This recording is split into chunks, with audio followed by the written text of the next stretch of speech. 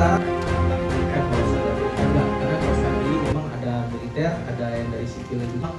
Ya kita nanti akan melakukan pengembangan juga senjata apa pelurunya ini dari mana. Karena memang ini akan untuk menakut-nakuti masyarakat. Nah seperti itu. Berapa dibelinya? Ada ini kan sudah almarhum. Proses modifikasinya itu bagaimana? Dilakukan Ya. sendiri atau DPU, ya, data pencarian orang. Kita sudah berkoordinasi juga dengan Jajaran.